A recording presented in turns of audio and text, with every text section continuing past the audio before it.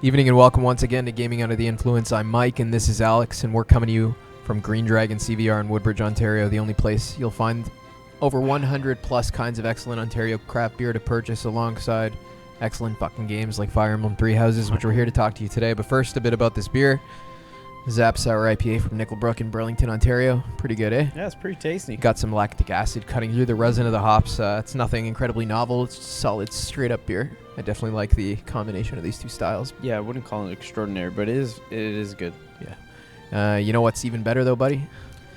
Fire Emblem 3 Houses? Fire Emblem 3 Houses. So that's far, right. I think so. So far. Nothing but positive things to say about it. Mm-hmm. And I guess we can start Hell by yeah. talking about, the subject matter of the game. I guess is an important starting point. And this, to my mind, has to do not only with the things the game is about, the characters and the events, but also the aesthetic. And, Yeah.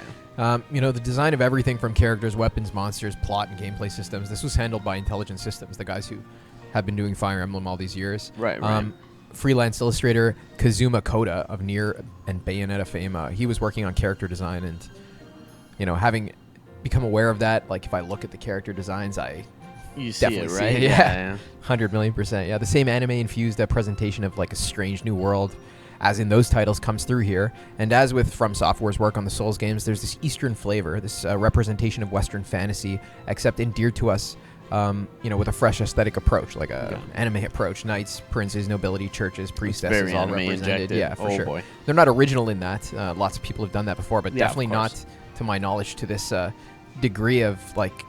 There's gravity to their world. It's well contrived and incredibly well everything's very presented. It's not like a throwaway thing. It's not an amateurish project. Yeah. It's excellent from top to bottom, and a good place to start talking about this would be like the choice to depict large-scale battles, to my knowledge, for the first time in the series as subject matter, and I think it's hugely successful. The player can zoom into the map at any time to transition from a traditional series perspective, where battalions are not visible, to a magnified view of the map where, it seems like hundreds of soldiers can be seen all moving and talking and cheering. Individual units can even be selected and moved in like a third-person view in real time across the map. And it truly feels, like we said last week, as though you're controlling like a Dynasty Warrior battle, but from like a Final Fantasy Tactics perspective. Yeah, that part surprised me the Yeah. most, for sure. Yeah. Zooming in that close and seeing it's everything cool, man. around, right? It's nice. There's That just like I don't think you've been able to do no, before. I don't think they didn't have the tech, I guess. Yeah, to exactly, represent it yeah. like that, yeah. You could never like zoom into battle. I think you could zoom into battle perspective before on the map, but it was Yeah. like a barren like map. It felt like without all the Okay, soldiers yeah. and stuff like that. Yeah. But here you have the ability to glide smoothly between all of these different aspects of the subject matter in battle, and it's a really a cool feeling. Like I don't Yeah. even find myself using the battalion abilities very much, but I definitely like, when everything's set up nicely, you're about to get a cool win against an opponent. I like zooming in have and their seeing the battlefield. surrounding sort of Yeah, battle it's awesome, man. ensue right around you. That's definitely something that stuck out to me the most about the subject matter of this game, like Mhm. what's being presented in distinction to other ones, as well as the narrative. Like the other Fire Emblem games had really cool narratives too, but this one's heavy. it's There's a fascinating lot to of me. stuff Yeah, it there. starts out really cool. It begins with the Archbishop of the Church of Cyrus there, Rhea, under which Fodlan is united. Like the whole country is underneath this church, and thanks to their influence, the three titular nations have remained at peace for a few hundred years, and they're headquartered in this monastery, the Garrick Mach Monastery, where most of the game takes place outside of battles. And at this monastery, in the distant past, the church established like an officers' academy, an academy for soldiers, where the protagonist incidentally becomes a professor and elects a nation to associate with. And they built the monastery originally to train a generation of soldiers against an invasion of this eastern continent of Fodlan, right? And the game begins with this really intense cutscene of this lady, Rhea, like stabbing this aggressor was to death badass. after just kicking his ass, man. It's Yeah. intense, yeah. That was badass This- cutscene. I thought originally this was like them establishing the peace between the nations that we're talking about, but I think it was an instance where a character whose father you fight later in the game, it Right, was his yeah. rebellion against the church, yeah. Okay. And her like putting it down, I'm pretty sure. Putting a Yeah. stop to it. And there's like these weird cosmological details, like details about the world and the universe and the history are introduced very early, and they give some indication into like the categories and kinds of things in this world, from the earliest bits of the plot where the protagonist, encounters this fucking time manipulating entity resident in his body, and she calls herself Sothis for the beginning. Yeah. And she refers to him as like What's a up with flame that bringer. stuff? Yeah, you can identify this like Souls-like trope of fire as like this originating like creative force, in here, like in many of these fantasy titles. And it's confirmed 10 hours in that he's like the bearer of some like divine like fire or force. when it's revealed upon him like opening the grave of this Saint Syros, who the church is named after, he finds this like sword of creation, like this sword from the goddess, and he can successfully wield it like unlike anybody else. So it seems as though he's like some kind of, I don't know, divine child. Yeah. I'm sure we'll find out more about it later. Oh yeah. Yeah, and the nature of Sothis' relationship to the player symbiotically, his relationship to the goddess, and the ancient civilization of Fodlan from an age when the goddess walked the earth, it's likewise like posed very early. Like there's hints dropped that, you know, probably that's why you're playing this character, that he has some like some detailed relationship to the world and to the events going on, you know. Yeah. And we discover further information about the history of the game, or about the history of Fodlan, the continent early on, and it turns out all the noble families who comprise most of the red and blue houses, but I think in the yellow one there's not as many nobles. They're like a commoner thing. Yeah, more commoners. Yeah. Yeah, we discover further information about the history of Fodlan, where the noble families, like, they're descended from these people who were given like sacred blood by Syros, enabling them to use the crest. The crests are not like physical like things or pins or whatever. They're like, it's some like fucking thing in their like blood that allows them to use weapons and shit like that. Yeah. And she gave them the sacred blood or the crests to help her win a war against this guy called King of Liberation, and he opposed like the unification of Fodlan under the church and under, you know, originally the what the hell, the Orestian Empire. What are they called? Edelgard's Empire. Anyways, yeah, they opposed that. So there was this big war that led to the country becoming as it is right now. And she gave them these crests, the original nobles, and there was also like these 4 saints that fought with her, whose statues are in the cathedral, and you can like repair them for passive buffs. It's pretty badass.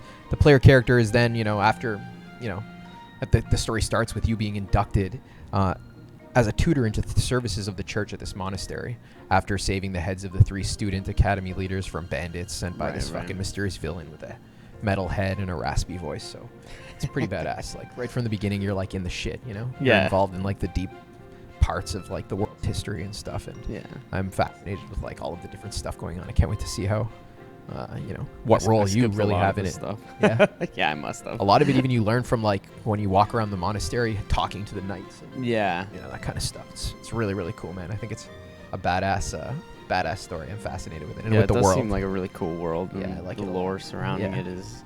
There's a lot there, and I missed most of it. You're like the unkindled, you are soaking it up like it's like Christ child, this like unkindled like God child who's coming to save the world from some You're like the chosen one. resurging darkness. Just a like lot Final of Fantasy cooler 15, method. and like it's like I guess it's like a very universal trope, and that's for a very good reason. You know, it pretty much is, but it surrounds, you know, like you as the player. This is, you know, I spoke like to somebody a unique here story actually. about. Yeah, exactly. You know? Yeah, it's got its own trappings in it and stuff.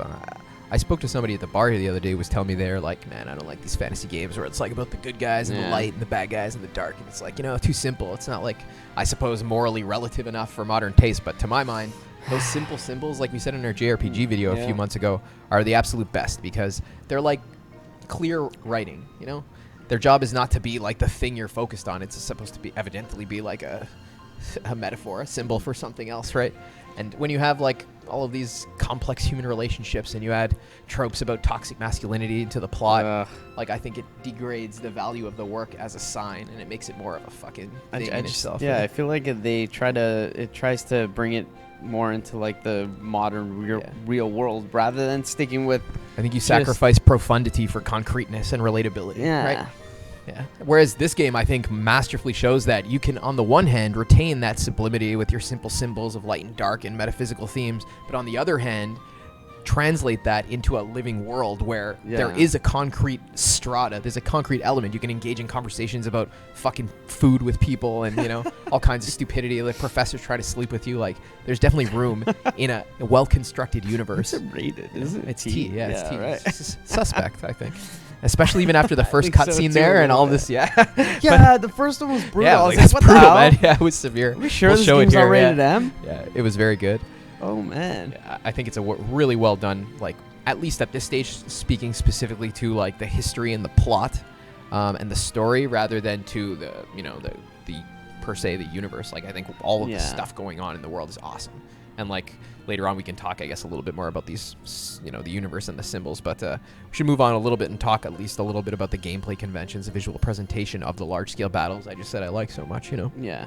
And the cell, is it correct to call it cell shading? I believe so. Yeah, Yeah. the It's cell sort of like shading. a cell shading like filter or an over anime everything. aesthetic. I think That's right. Breath of Yeah. the Wild did like a similar Yeah, thing, same- right? Or And somebody, Xenoblade Chronicles as well. Actually. Yeah. Yeah.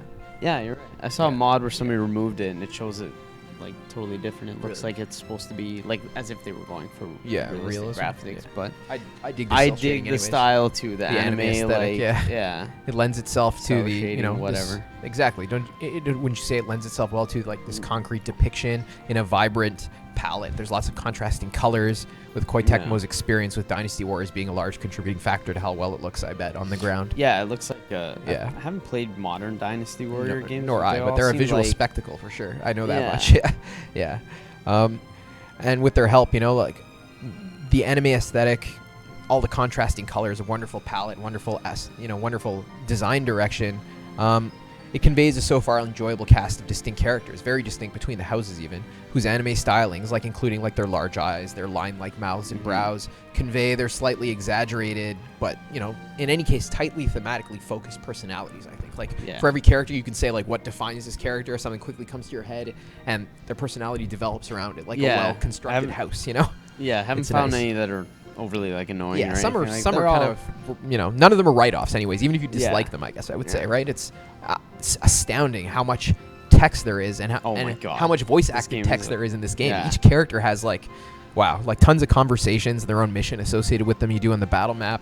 You can take them out for tea, and they each have like unique support conversation conversations. topics they like. Yeah, you were telling me. Yeah, about yeah, it's before. intense. There's like a tea mini game where you pick a student, you go out, or a never professor. saw that one, Yeah, yeah. you go out for tea with them. You take them out for tea, and like you have to pick a tea they like, and then you have to have a conversation, and there's options, and you have to pick the ones they like. Otherwise, you lose like reputation with them, right? So It's like a dating yeah, sim. and it boosts their like if you want to level them up in the instruction segments, you have to boost it in that. Even Okay. not necessarily to date them, but just to make them like Yeah. motivated enough to learn in the To learn, classroom right. segments. Yeah. When you do the Yeah, that's right. man, this game is like Yeah. thick and bursting the Yeah, seams seriously. with content and stuff. It's also nice how conversations are conveyed in like animated cutscenes between characters, like in the real-time engine, like in a 3D Yeah. space. It's not like the upper body montage of the 3DS entries, thanks to the They're more sort of in powerful the background technology. and standing in the Yeah, now they're like actually on the map, talking to each other, moving their hands and stuff. It's nice. Yeah, going from Yeah. Awakening last week to this game this week is Yeah. huge. Yeah. Like, Yeah, it's the move from a console to Difference, right? handheld to a console. yeah, pretty much. And even the battles, like, they look really good, man. They're lovingly crafted, and they come to life when you magnify them. And enemy battalions are also fully animated. Large groups wait around, like, yelling at the controlled character, only to form, like, when you're about to attack, or when you move close and you're zoomed in, the battalions, like, form up tight around their guy. Like, when you walk into the right square, they all, like, form up around the guy. They get their swords ready. It's really, really cool to look at. Attack animations are pretty astounding, too, and a real pleasure to observe as combatants, like, trade blows and they jump around and shit Yeah, like that. The yeah. magic animations, it's pretty awesome. But thankfully, combat is as enjoyable to control as it is to fucking watch. There's a really big list of tools at the player's disposal with which combat can be approached. Units must be like tactically arranged before performing turn-based attacks. It's all very Fire Emblem. Oh, yeah. And we'll return to you with more details about that next week, actually. These systems and progression good idea, mechanisms. Yeah, at 'cause the mechanical that can level. go on for a That's while. that's a topic Yeah. unto itself. Yeah. There's a lot. in Yeah, there. the specifics of it. Oh, But man. we could say in brief, though, that the gameplay loop consists of these alternating battle and hub world or monastery segments, with the latter replacing the town or castle screens of the 3DS entries. And at first it appears like Persona 5, but the tone is much more, like, I guess I would say somber, right? Like, it's more grave. It's a military academy after all, not Yeah. like a Japanese high school. Not a with- high school. Yeah. yeah, where you listen to music and go into people's minds.